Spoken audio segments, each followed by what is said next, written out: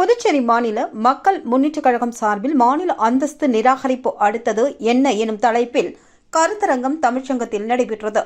புதுச்சேரி மாநில மக்கள் முன்னேற்றக் கழகம் சார்பில் மாநில அந்தஸ்து நிராகரிப்பு அடுத்தது என்ன எனும் தலைப்பில் கருத்தரங்கம் நடைபெற்றதில் கழகத்தின் துணைத் தலைவர் ரவி அனைவரையும் வரவேற்க கருத்தரங்க ஒருங்கிணைப்பாளர் பேராசிரியர் ஏமு ராஜன் கருத்தரங்கம் குறித்து நோக்கவுரை நிகழ்த்தினார்.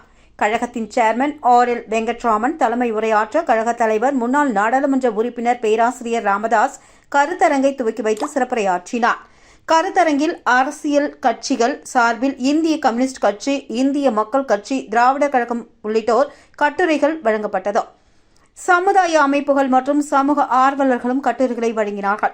மேலும் துபாயில் வசிக்கும் புதுச்சேரி கொயவரப்பாளையத்தை சேர்ந்த ரகுபதி துபாயில் இருந்த வண்ணமே குரல் வழியாக கட்டுரையை சமர்ப்பித்தார். கட்டுரைகளை தொடர்ந்து கருத்தரங்கில் பங்கேற்றவர்களின் கலந்துரையாடல் நடைபெற்றதில் மாநில அந்தஸ்து தொடர்பாக பல்வேறு கருத்துக்கள் பரிமாறப்பட்டது. கழகத்தின் பொருளாளர் முனைவர் பெண்ணியம் செல்வகுமாரி நன்றி உரை ஆற்ற நிகழ்வில் புதுச்சேரி மாநில மக்கள் முன்னேற்றக் கழகத்தின் மாநில செயலாளர் பரந்தாமன், இணை செயலாளர் பெருமாள், உதவி செயலாளர் ஆண்டாள், காரைக்கால் கணபதி சுப்பிரமணியன் மற்றும் உயர்மட்ட குழு உறுப்பினர்கள், பொதுமக்கள் பலர் கலந்து கொண்டனர்.